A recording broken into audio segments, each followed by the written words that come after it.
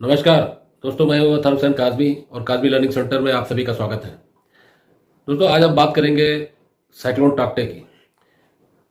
टॉकटे पे बात करने से पहले हम लोगों को तो पता होना चाहिए कि साइक्लोन क्या होता है। एक्चुअली साइक्लोन ग्रीक वर्ड साइक्लोस से पैदा हुआ है, जिसके माने है कॉइल्स ऑफ स्नेक, यानी सांप जब कहीं पर बैठा होता है गराड़ी मारे हुए, तो उसकी जो कॉइल बनती है उससे निकला है ये साइक्लोन। क्योंकि साइक्लोन की अपनी शक्ल भी उसी तरह की होती है। तो जब हम साइक्लोन की बात करेंगे, उससे पहले हम लोग समंदर के बारे में बात करेंगे, क्योंकि पहले समंदर को थोड़ा सा समझेंगे, उसके बाद में फिर साइक्लोन समझ में आ जाएगा। समंदर देखिए दो तरह के होते हैं, एक ट्रॉपिकल सी होता है और एक टेम्परेट सी। ट्रॉपिकल सी में पानी बिल्कुल क्रिस्टल क्लियर होता है और उसका टेम्परेचर ज़्यादातर 20 डिग्री सेंटीग्रेड रहता है हर मौसम में। टेम्परेट सी जो होता है उसका पानी जो है ब्लूइश ग्रीन होता है थोड़ा सा, और इसका temperature 10 to 20 degree centigrade vary करता है मौसम के हिसाब से। ट्रॉपिकल ओसीन का अर्थ के वेदर को रेगुलेट करने में, यानी जो वेदर चेंजेस होते हैं वेदर में, उसमें बड़ा अहम रोल होता है। क्योंकि सूर्य की किरणें इक्वेटर पर पूरे साल पड़ती रहती हैं, उससे पानी गर्म होके, ये तो हम लोगों को पता है कि पानी गर्म होके और भाप बनकर उड़ता है। और जब भाप बन के उड़ता है और वो एयर को ह्यूमिड करता है, तो ये जो भाप हवा में जाती है और ह्यूमिड एयर होती है, इसको मास ऑफ एयर कहते हैं। और मास ऑफ एयर का बहुत अहम रोल होता है साइक्लोन में। तो जब एयर ऊपर की तरफ जाती है गर्म होके, तो वहाँ पर लो प्रेशर फॉर्म हो जाता है। उस लो प्रेशर की जगह लेने के लिए आसपास की एयर जो है वो आती है प्रेशर के साथ में, और जब प्रेशर के साथ में आती है तो वो भी गर्म हो जाती है, और वो भी इसी तरह सतह से पानी लेकर मॉइस्ट होके और फिर वो भी ऊपर की तरफ चली जाती है। तो उससे ये होता है कि ये कंटिन्यूअस प्रोसेस हो जाता है और हवा आती रहती है, और वहाँ पर लो प्रेशर के पॉइंट से फिर उसके बाद में वही एयर जो है फिर दोबारा मॉइस्चर लेके होके और फिर ऊपर की तरफ जाती रहती है। तो उससे साइक्लोन का फॉर्मेशन होता है। और हाई प्रेशर एयर जो है लो प्रेशर सेंटर के चारों तरफ चक्कर लगाती रहती है। जिस तरीके से एक सांप बैठा होता है और वो सेंटर में ऊपर की तरफ उठा होता है, जैसे अपना फन उठाए हुए बैठा होता है, तो वही शक्ल बन जाती है। तो इस तरीके से साइक्लोन का फॉर्मेशन होता है। अब हम बात करेंगे ट्रॉपिकल साइक्लोन की, क्योंकि ट्रॉपिकल साइक्लोन होता है ट्रॉपिकल ओशन में पैदा होता है। मीटरोलॉजी में जो साइक्लोन को डिफाइन करते हैं कि जो लार्ज स्केल एयर मास जो लो एटमॉस्फेरिक प्रेशर के चारों तरफ घूमता है, उसे साइक्लोन कहते हैं। क्योंकि लो एटमॉस्फेरिक प्रेशर सेंटर में होता है और जो चारों तरफ जो हवाएं घूमती हैं वो भी एयर मास होता है, क्योंकि वो सरफेस से वेपर्स को लेके आती है।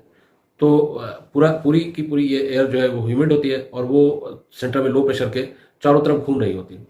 नॉर्दर्न हेमिस्फीयर जो है उसमें ये क्लॉकवाइज डायरेक्शन में घूमता है, और साउदर्न हेमिस्फीयर में ये काउंटर क्लॉकवाइज डायरेक्शन में घूमता है। उसमें सेंटर में हाई प्रेशर होता है और उसके चारों तरफ लो प्रेशर होता है। हाई प्रेशर से लो प्रेशर की तरफ हवा जाती है और वो एक कंटिन्यूअस प्रोसेस बना रहता है। लेकिन हम लोग बात करेंगे नॉर्दर्न हेमिस्फीयर की। स्पेस मिशन ने ये भी पता किया है कि ये साइक्लोन्स मार्स, जुपिटर और नेपच्यून पे भी पाए जाते हैं। हम लोग क्या इसको साइक्लोन कहते हैं एशिया में, अमेरिका में इसे हुरिकेन कहते हैं, और वेस्टर्न पैसिफिक में इसे टाइफून कहते हैं। तो ये अलग अलग नाम से भी पुकारा जाता है। अब ये जो साइक्लोन है इसका क्लासिफिकेशन है, इसकी स्पीड के हिसाब से एयर की। ये 7 टाइप का होता है।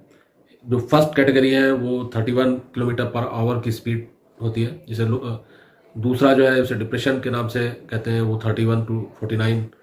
फिर तीसरा 50 टू 61 किलोमीटर पर आवर, फिर 60 टू 82।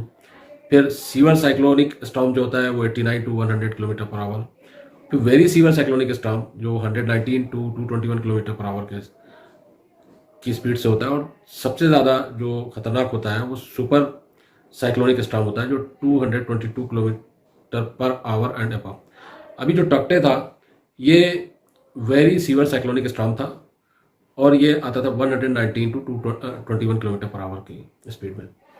अब हम लोग ये कहेंगे कि ये टॉक्टे आया कहाँ से, अजीब सा नाम लगता है, ये नाम कौन सेलेक्ट करता है, ये बड़ी इंटरेस्टिंग बात है कि लोग सोचेंगे कि ये कहाँ से आ गया। तो ये ग्लोबल बॉडी है और उसमें सारे कंट्रीज़ का रिप्रेजेंटेशन होता है और वो सेलेक्ट करते हैं। हम लोगों के का जो एरिया है वो इंडिया, पाकिस्तान, बांग्लादेश, श्रीलंका, यानी हर कंट्री का जो अपना मेट्रोलॉजिकल डिपार्टमेंट होता है उसे रीजनल स्पेशलाइज्ड मेट्रोलॉजिकल सेंटर कहते हैं, उसे RSMC भी कहते हैं।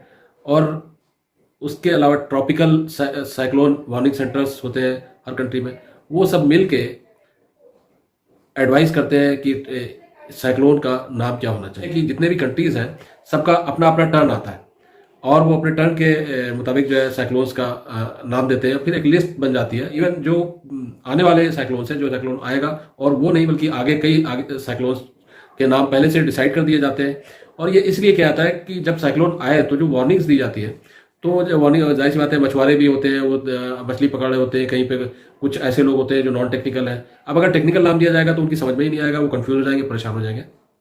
इसलिए इस टाइप के नाम दिए जाते हैं कि लोग आसानी से समझ सके कि हाँ ये साइक्लोन का नाम जो है अनाउंस हुआ था गवर्नमेंट की तरफ से, तो अब हम लोगों को अलर्ट हो जाना चाहिए और ये टाइमिंग दी गई है, इससे पहले हमें समंदर से बाहर निकल जाना चाहिए। तो ये 13 कंट्रीज़ हैं जो हम लोग के एरिया में हैं। उसमें इंडिया है, पाकिस्तान है, म्यांमार है, बांग्लादेश है, मालदीव्स है, ओमान है, थाईलैंड है, Sri Lanka, Iran, Qatar, Saudi Arabia, Yemen और UAE।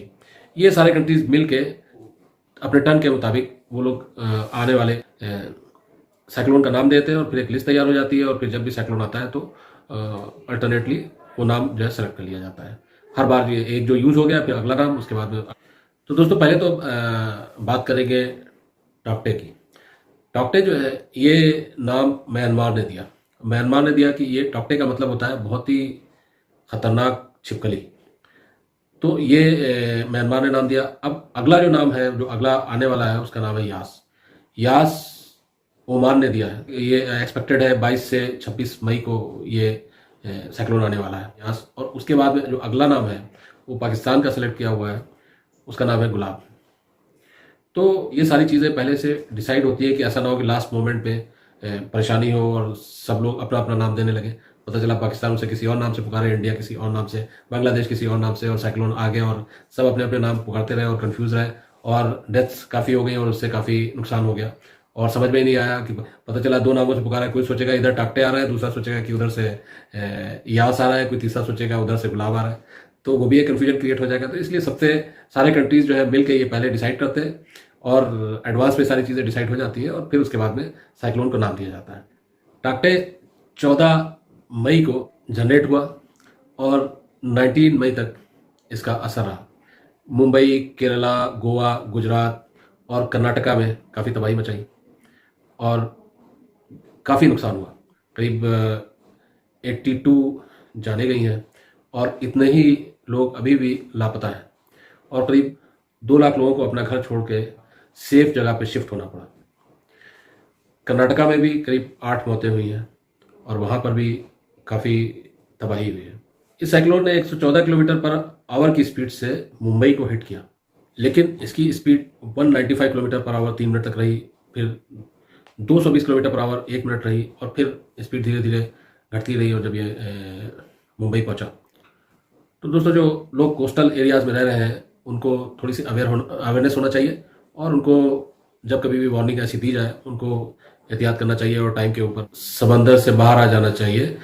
दोस्तों उम्मीद है आपको हमारा ये वीडियो पसंद आया होगा, तो इसे प्लीज़ लाइक करें, शेयर करें और हमारे चैनल को सब्सक्राइब करें। धन्यवाद।